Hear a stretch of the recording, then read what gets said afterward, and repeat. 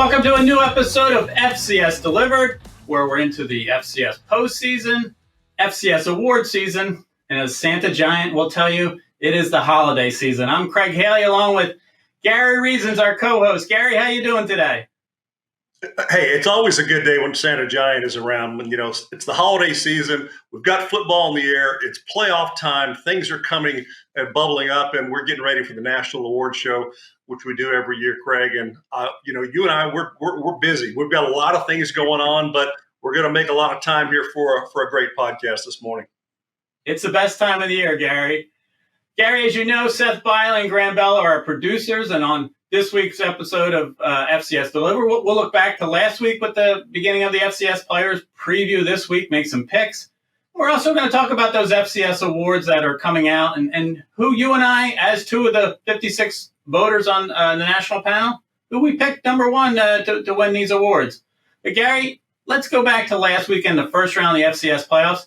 What were some of your quick impressions of it? Well, I tell you, it was a fun weekend to watch college football and really for the FCS playoffs to get started. Hey, I was really impressed. I went to go see Illinois State, and man, they delivered. They had a great defensive performance in that football game. They did a tremendous job. We're up there against SEMO, and really they took their home game on the road to SEMO and won that football game. So that got things started in the playoffs, Craig. And I think it just continued to be a great day of playoff action. You're right. I mean, and Illinois State went on the road. UT Martin went on the road at New Hampshire. So that's always good to see when you start out the 2014 field that they're competitive games. There were 4 games decided by 8 points or less. That's pretty good for some of the first round games usually. And then we also got a championship rematch set up. Montana's win sends them to South Dakota State in the second round. That's a rematch of the last year's national championship game. That is something to look forward to. But let's just talk a few of the games. You mentioned Illinois State winning at SEMO. Gary, they forced 8 turnovers in the win. That's just an incredible number. I think, you give them a shot going out to UC Davis. Yeah, Brock Spack has done a really good job with Illinois State, and really the defense, they played well. And Tommy Rittenhouse, he steadied the ship, I think, throughout the entire ball game. So it was a fun game to watch and good to be there. You talked about UC Davis. This is the team under Tim Plow that in his first year at the head coaching ranks there at UC Davis, they have done a great job with the Big Sky, and they are poised for success. Lan Larison, anything can happen when he touches a football. So going to be an exciting matchup this weekend. Yeah, and, I just think the Redbirds are hot at the right time. That's what you need. So there's a lot of teams that are hot at the right time. Rhode Island, they beat Central Connecticut State. Lehigh is really hot. I mentioned 2 road winners. Let's make it 3. They won at Richmond. I tell you, the Mountain Hawks are an impressive group coming out of the Patriot League, Gary.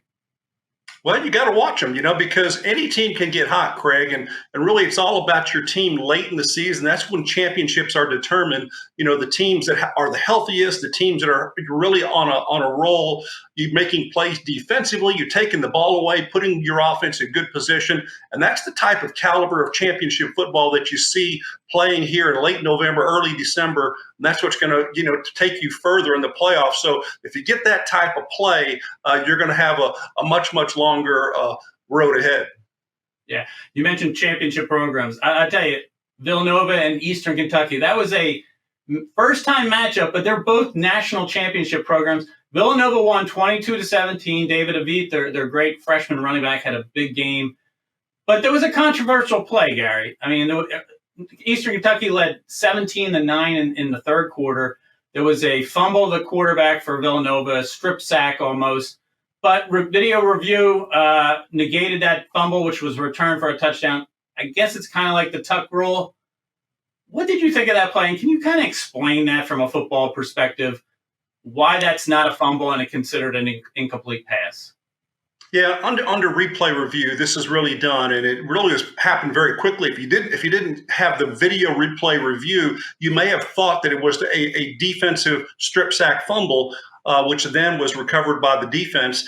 But when they reviewed it, I actually saw immediately that there was a forward motion towards flicking or passing the ball, which kind of negates the ability to create that fumble. and that create what's called the tuck rule. The tuck rule is the ability of the quarterback when he starts a forward motion with the football for any type of pass play, it protects him for fumbling that football. And otherwise, those defensive players are going to be able to cause those fumbles. And unfortunately for the defense, which made a great play there, the tuck rule, brought it back to the offense and gave possession back there. Now, myself as a defensive player, I've always thought that, the rules have kind of been slanted so much now in the favor of the offenses of today. And I think that this tuck rule needs to go away.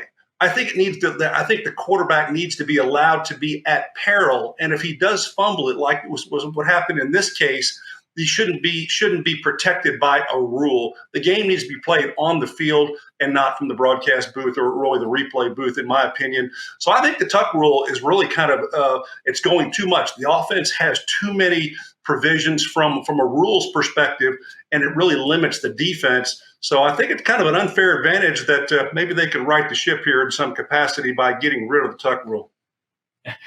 I like that a two-time Super Bowl champion can really explain the rule, because from a fan's perspective like myself, I just don't understand it. It's confusing. It doesn't look like a forward pass, but I'm glad you did explain it, and maybe someday it will go away. Gary, there were also two first-time participants in the FCS playoffs. Abilene Christian had a shutout over Northern Arizona. Tarleton State beat Drake. They're advancing on to the second round. And then the nightcap was Montana beating Tennessee State, which was a pretty good game for a while, 41-27.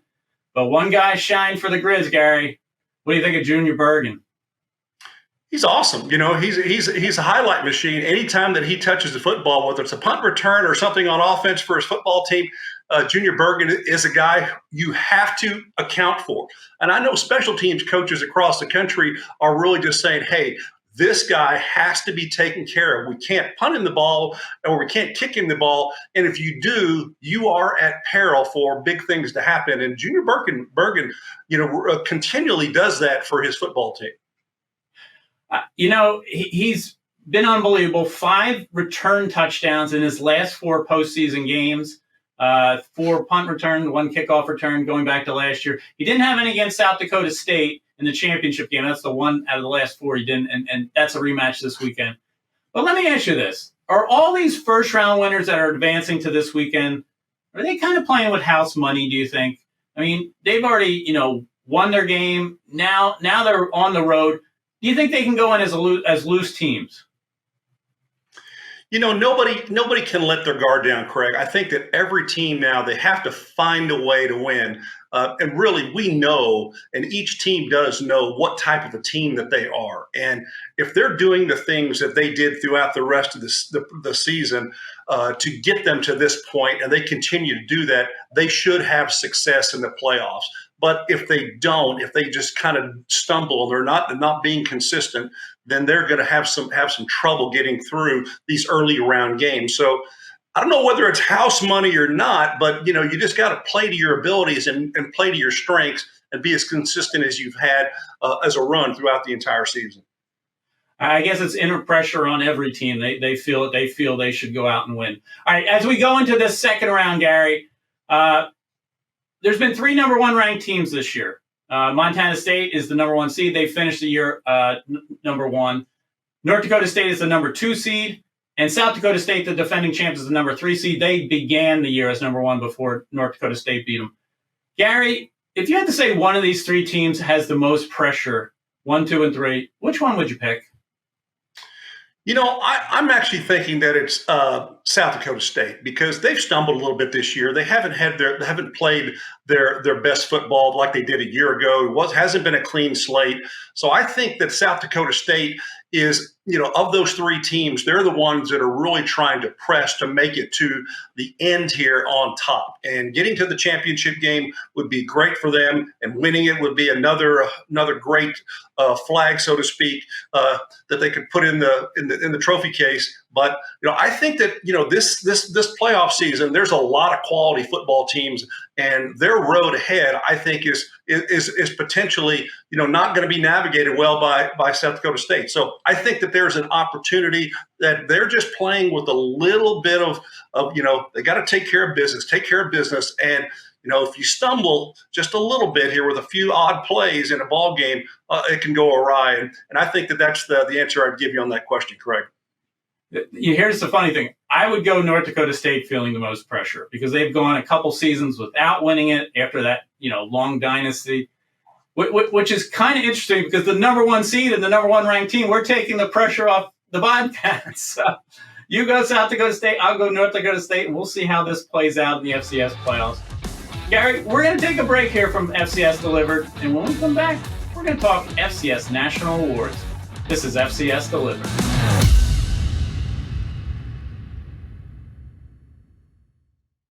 Bring rings to beach wedding.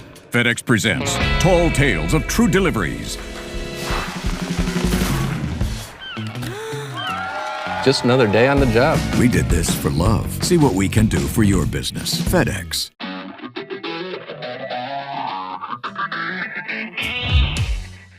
Welcome back to FCS Delivered. Craig Haley along with Gary Reasons. As you know, it's a special time of the year, and it goes way beyond the postseason. It's the Stats Perform FCS National Awards, the banquet coming up on January 4th in Frisco, Texas. Gary Reasons is the host. We have 6 awards this year. The announcements are coming out on the analyst, whether who's invited, who are going to be recipients. Gary, you and I are two of 56 nationwide voters with the Legacy Awards. I thought maybe we could share who we picked for each award and why. But a reminder, we're just 2 of the 56 voters, so who we picked isn't necessarily the winner. Tell us about it. And let's start with the Eddie Robinson, the National Coach of the Year, Gary. Well, this is one of the best awards I think that we do produce here, and that is something, a legacy of what Coach Rob was all about. And man, I really, really respect, and he had a great run, over 400 victories in his stellar career. And so we do name a National Coach of the Year in his honor every single year. And Craig, I'll tell you, I went with Brent Vigen, from Montana State as my number one selection. He took this team to a 12-0 record, and they've withstood all the pressure from all the naysayers and all challengers so far, and I think it's been impressive. They've had a really good run, and I actually had a number 2 close to that, Tim Plow from UC Davis. I think what he did in the Big Sky with his team this season, and still doing it, that it's going to be a fun thing for them to continue to see what's going to happen with that team in the playoffs. But Brent Vigen was my number 1, and number 2 I had Tim Plow. How did you go? I went with Brent Vigen as well. 12-0. They started the year with the FBS win at New Mexico. They won 3 top 10 games. I just think they've had a fabulous season. So, yes, Eddie Robinson Award, I'm going Brent Vigen. Mike Jacobs of Mercer was my second choice, but just a great group of 15 finalists. Now, this year we had a first-time award, the HBCU Plus National Player of the Year, the 21 HBCU programs on the FCS level. I went with Eric Phoenix, the quarterback of South Carolina State. He has led them to the Celebration Bowl with the MEAC title. I'm kind of with you, Craig. I think that Eric has had a fantastic season, and really being able to play in that championship game is something they can look to. He had a great year, 2,400 yards passing, only 7 interceptions, with 20 touchdowns on the year. So he certainly had the numbers, and he put the credentials together to make him a pretty clear selection. So I had Eric, as my number 2 selection, but I had Irv Mulligan from Jackson State. He had a tremendous rushing yardage, 1,000 yards, over 1,000 yards, and Jackson State really had a tremendous season. So I had them 1, 2, but I had Eric second and Irv Mulligan first.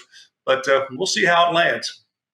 This is fun because I don't know your ballot. I had Irv Mulligan second to Eric Phoenix. So that's an exciting one. The Jerry Rice Award, National Freshman of the Year. It's the 14th year.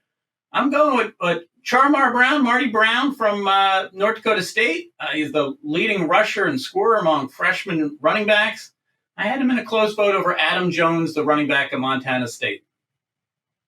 Well, Craig, we're lock in step there because I had the exact same two in that order. So Charmar had a fantastic freshman season, I think, here for North Dakota State, still going, obviously. But it is something that, you look at the body of work that he has and what he has done for this team, really solidifying that running back position and the tough yardage that North Dakota State demands in their offense from their running back. And he did so. But Adam Jones, with Montana State, another young guy that just was tremendous. I thought that he had a great season as well. So I think we're in sync there with those two picks for the freshman player of the year. This is fun, Gary. Buck Buchanan Award. It's the 30th anniversary. Who was our All-American linebacker picking? Who are you picking, Gary? Well, there's a lot of different categories and things that guys look at when you look at the defensive players, whether you're looking for who's the total list in sacks, who's going to be interceptions, total tackles, all those different things that you have. And, I think that people on our panel look at the Buck Buchanan Award. Everybody looks at it differently, which I think is one of the unique things about that, because I think a lot of us can find some of the most common things on the offensive side that we're familiar with, but the defense really is a little bit different in how we look at it. When I looked at it, I looked at a young man named Jeremiah Grant from Richmond, and really what he did with 12 and a half sacks and all the pressure that he opposed, and 98 sacks in his career at Richmond, I think is really something that to look for. I had him number one, and I had from UCA, University of Central Arkansas, a former Buck Buchanan Award finalist, David Walker, number two. So how did you have things, Craig? I went with David Walker. Yes, you're right. We had him at the 2022 national banquet. I think he's been outstanding. He's just had a great career. He's an NFL prospect. I had David Walker over Mikeese Grace from South Dakota for the Buck Buchanan. And then we also have the Walter Payton Award, Gary, 38th year, like the Eddie Robinson, National Offensive Player of the Year. I went running backs, Gary. Lan Larison of UC Davis, the leader in all-purpose yards. I went Tarji Lamson of Southern Utah, second. Well, two great picks, and I can't say anything bad about that, but I went a couple of things differently. I looked at the two top quarterbacks who really were respectively, I think, really dominant for their football teams. I have number one, Tommy Mellott from Montana State, and really what he did, I think, to lead his team to this unblemished record is pretty remarkable. Remember, Craig, he was our Doris Robinson Award winner a year ago, and I had him as number one. And Cam Miller from North Dakota State, I had him as number two.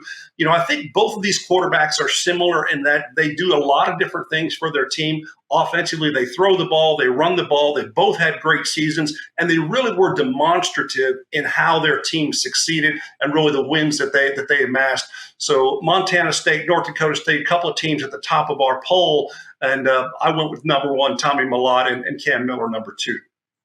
This segment certainly shows you there were a lot of great candidates out there, Gary. You and I are just two of the 56 voters, so it will be so much fun to find out who are the FCS National Award winners. There's just great awards out there, and we're looking forward to it. You're the host, of course, of the FCS National Awards banquet. Gary, we're going to take one more break, and when we come back, we're going to do our Pick'em segment, the second round matchups of the FCS playoffs. This is FCS Delivered.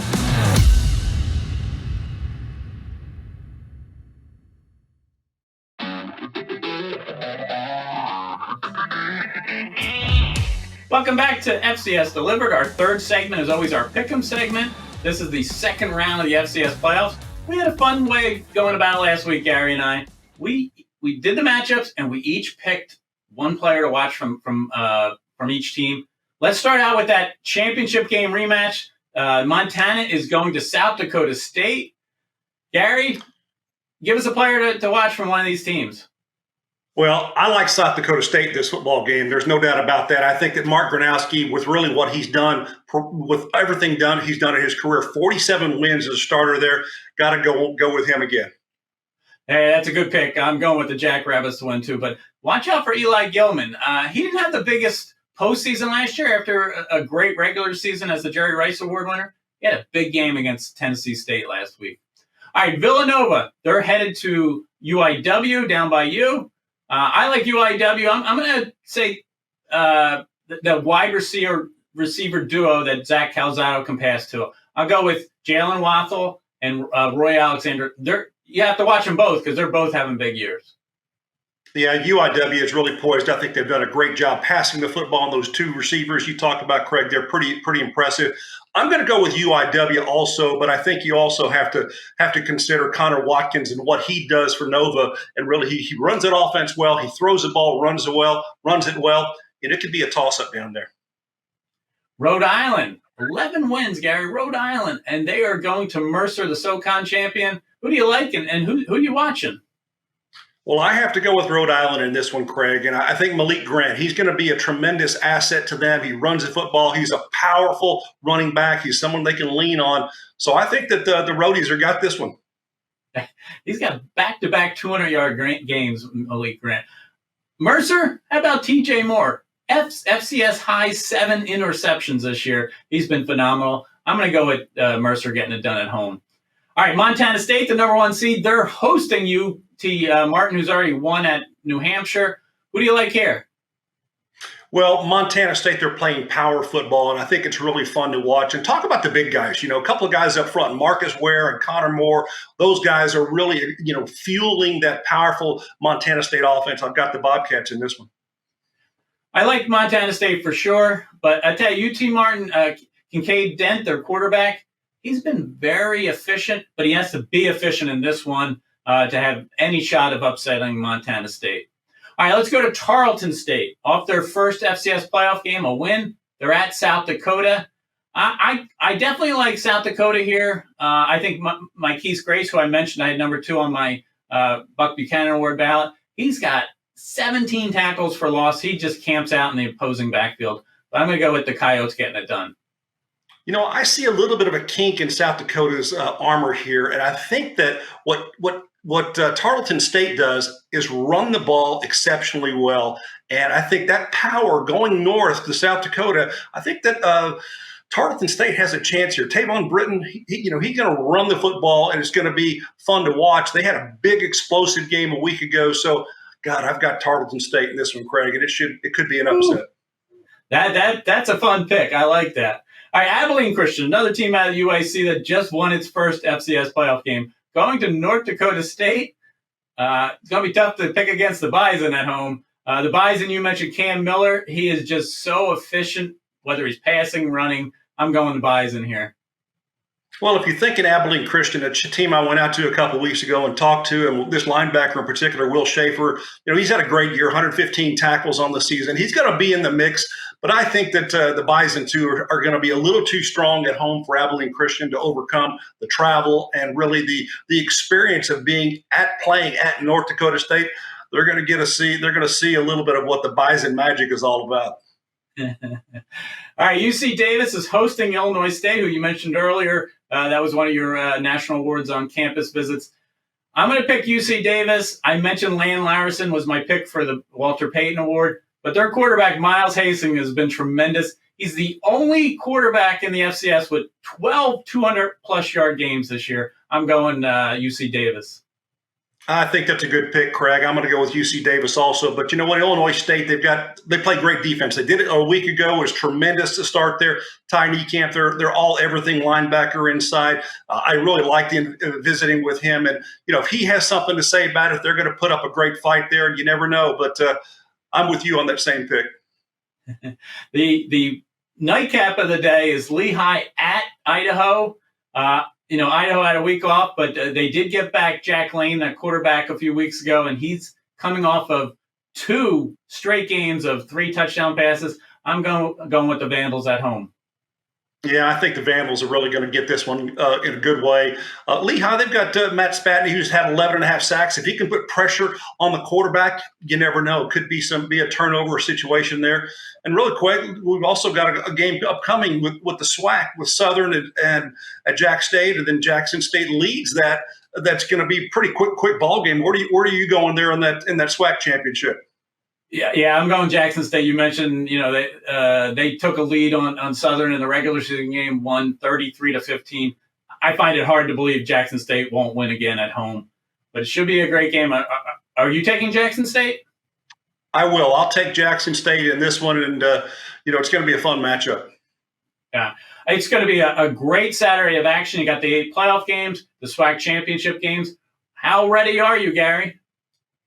Hey, I'm ready. And Santa Giant, where is he? He's back over this shoulder. He's ready too. He's going to be by my side, and he'll be popping the tops, if you know what I mean. Well, I hope you enjoy it. We're all looking forward to it.